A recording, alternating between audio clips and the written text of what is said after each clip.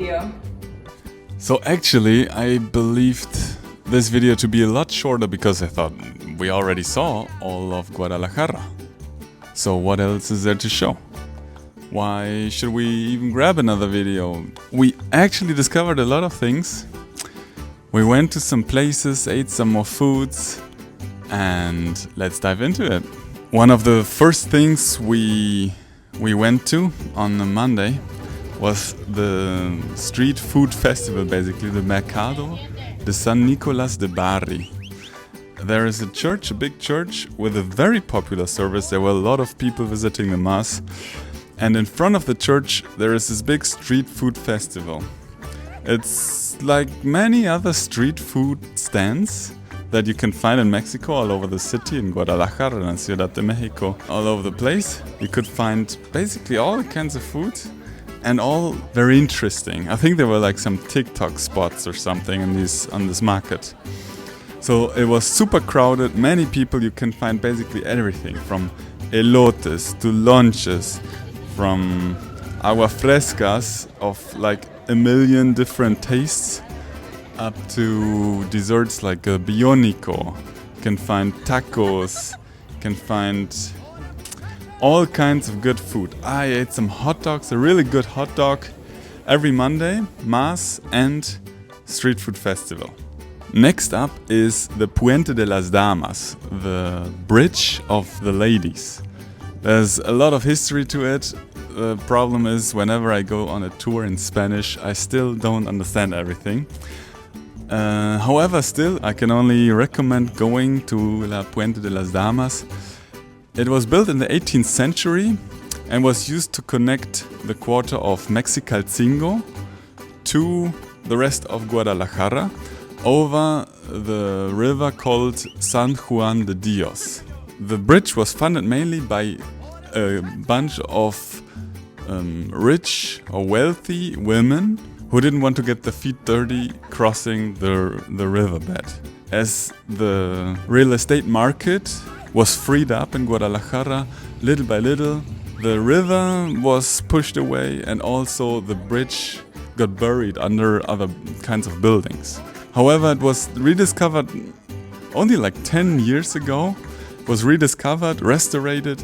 The bridge is basically the street. But what you can do is you can go into the former riverbed and look at the bridge from underneath.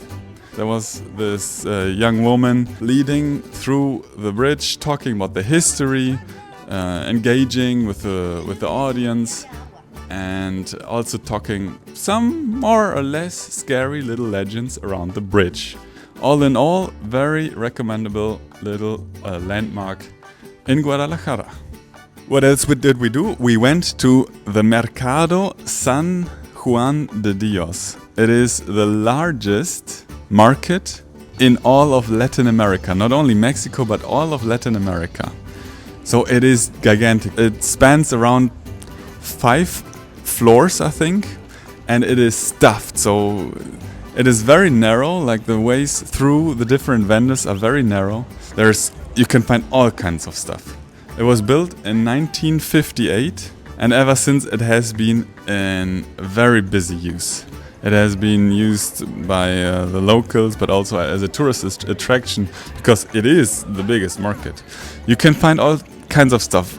Like regularly, you can find the comedores, so you can find a lot of food. You have shoes, you have bags, you have all kinds of clothes. You have stuff for like witchcraft. You can find horse saddles. This was the most surprising for me. It is in the center of Guadalajara, and still you can find horse saddles. However, we were a bit cautious with filming because we heard a lot of the stuff is pirated. So the people don't want to be filmed selling pirated goods. So we were a little bit cautious about this and don't have too much footage, but still, to me, very recommendable. However, Elisa felt a little bit unsafe. As in all the crowded spaces, you have to watch out for your stuff. But I think if you're careful, it is worth a visit, definitely.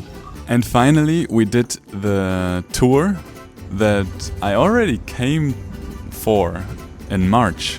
but in March I unfortunately got sick, so I couldn't take the tour. But we went to a little pueblo, to a little village called Tequila.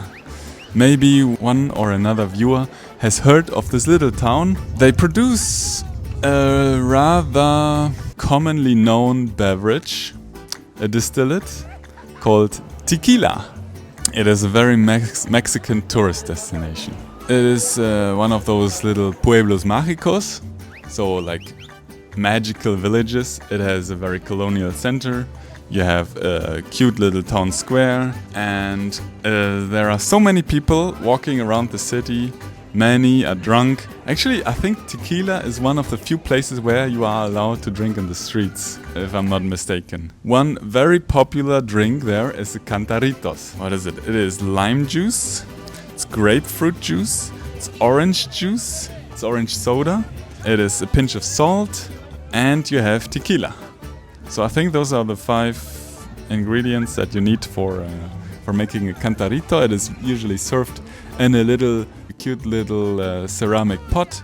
Yeah, people were drinking this all over the streets, in the little carts that were driving around.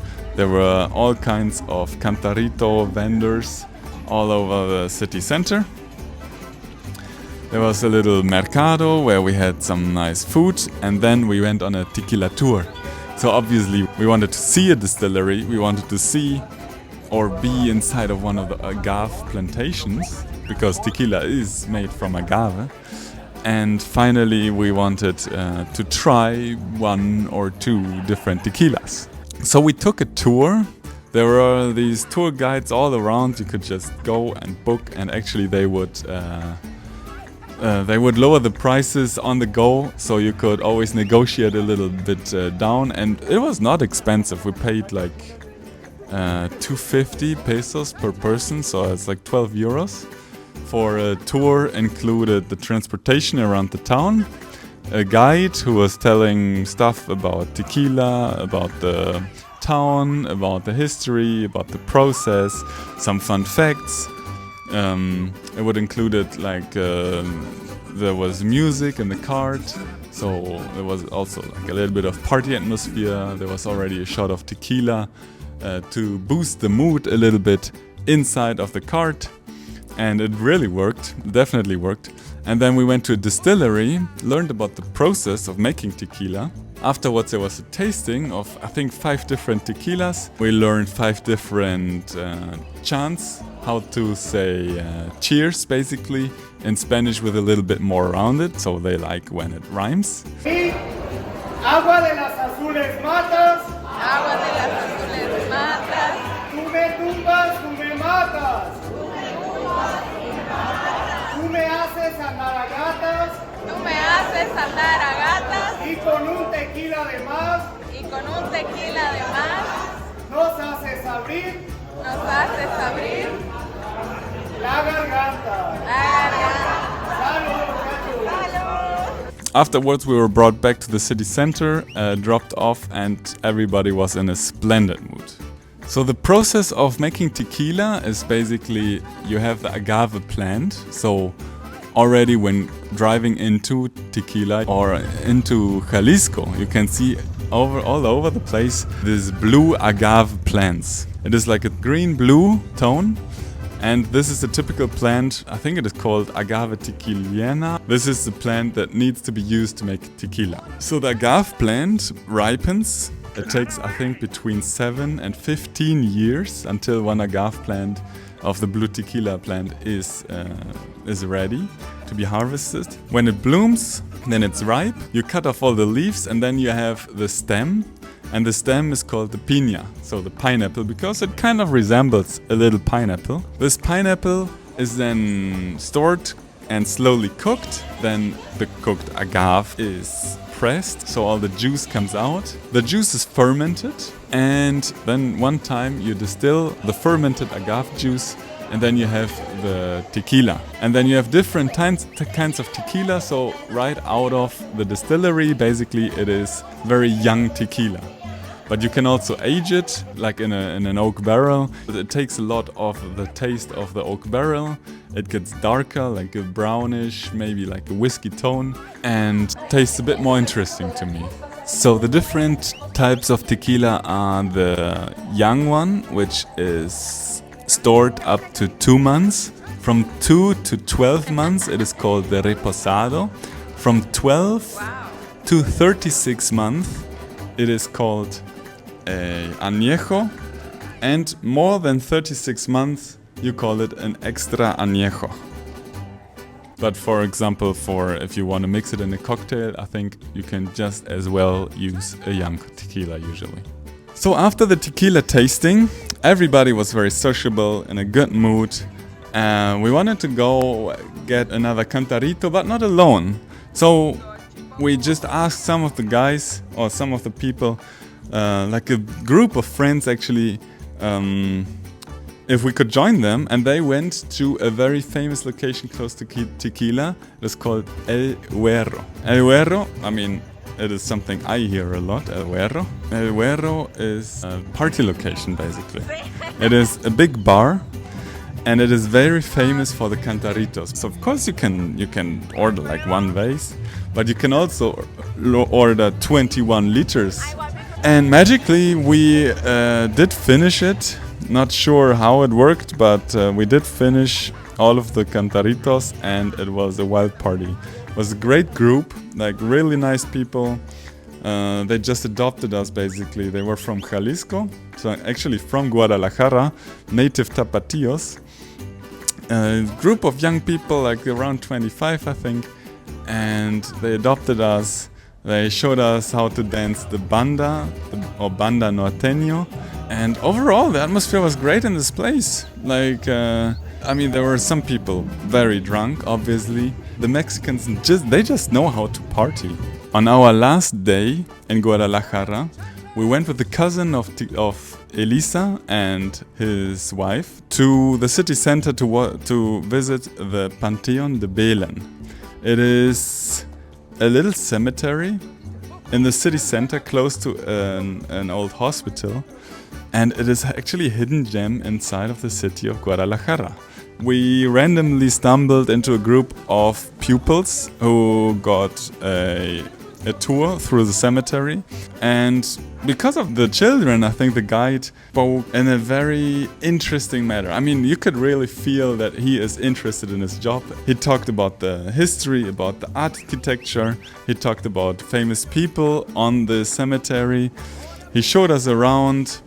He made some jokes, he engaged the audience also. Very, very good, recommendable guide. Recommendable tour, recommendable site to visit, actually.